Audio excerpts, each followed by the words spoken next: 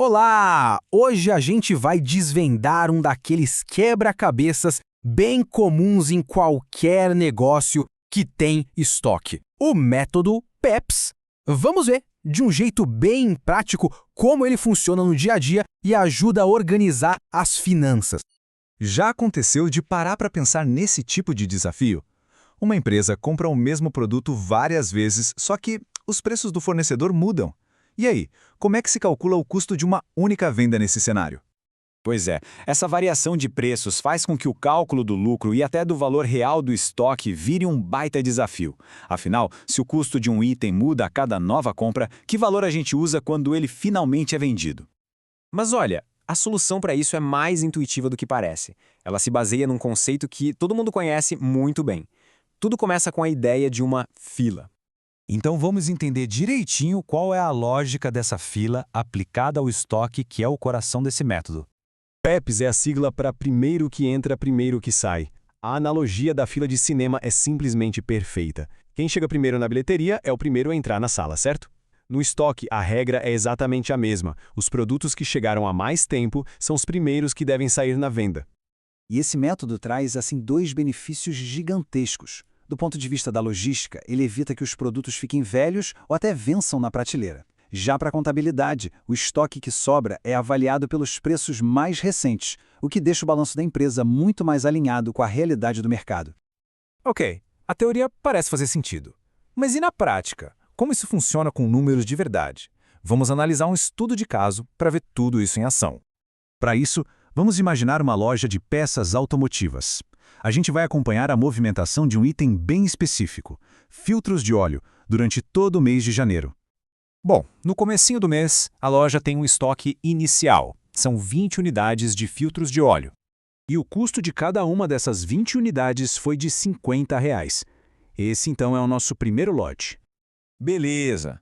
Alguns dias depois, a loja decide fazer uma nova compra para reforçar o estoque. Dessa vez, chegam 30 novas unidades. Só que tem um detalhe. Dessa vez, o fornecedor aumentou o preço. Cada filtro desse novo lote custou R$ 60, ou seja, R$ 10 a mais que o lote anterior. E é assim que a ficha de estoque fica organizada. Repara só que os lotes são registrados de forma separada. A gente tem o lote 1 com 20 filtros a R$ 50 e o lote 2 com 30 filtros a 60. Eles não se misturam. E o valor total do nosso estoque nesse momento é de R$ 2.800. E agora chegou a hora da verdade. Um cliente aparece e faz uma compra. Vamos calcular o custo dessa venda usando a regrinha do PEPS. Então, no dia 10 de janeiro, um cliente compra 40 unidades do filtro de óleo. A grande pergunta aqui é: qual foi o custo real dessa mercadoria vendida para a loja? A lógica é bem simples e segue dois passos. Primeiro, usar todo o primeiro lote, aquele mais antigo que estava no estoque. Depois, completar o que falta do pedido usando unidades do segundo lote. Então, o cálculo fica assim. A gente usa as 20 unidades do primeiro lote, que custaram R$ 50 cada, e para completar as 40, pegamos mais 20 unidades do segundo lote a R$ 60 cada. Somando tudo, a gente chega ao custo da mercadoria vendida, o famoso CMV, de R$ 2.200. Ok, a venda foi feita, o custo já foi calculado. Agora, vamos para a próxima etapa, que é ver como isso afetou o nosso inventário. O que será que sobrou na prateleira? Bom, o primeiro lote foi zerado, não sobrou nada. Já o segundo lote, que tinha 30 unidades, nós usamos 20, então sobraram 10. O valor final do estoque é calculado com base no custo dessas unidades que restaram. 10 filtros vezes R$ 60, o que dá R$ 600. E o que todos esses números significam do ponto de vista da gestão? Por que essa organização toda é tão importante? Aqui a gente tem um resumo da operação. O custo da mercadoria que saiu foi de R$ 2.200. É esse valor que vai ser usado para calcular o lucro da venda. E o valor do que ficou no estoque é de R$ 600. Esses são os dois números-chave para o controle financeiro. E aqui está o ponto crucial, a grande sacada. O valor do estoque final, aqueles R$ 600, é calculado usando o preço de compra mais recente.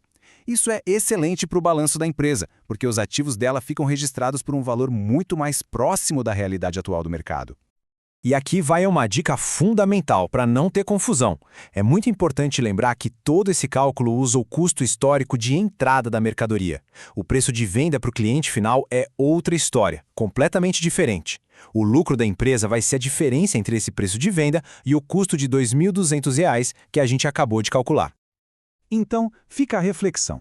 Como a aplicação desse método, que organiza o fluxo de custos de um jeito cronológico, poderia transformar a apuração de resultados e as decisões estratégicas de um negócio? É uma pergunta que todo gestor deveria se fazer.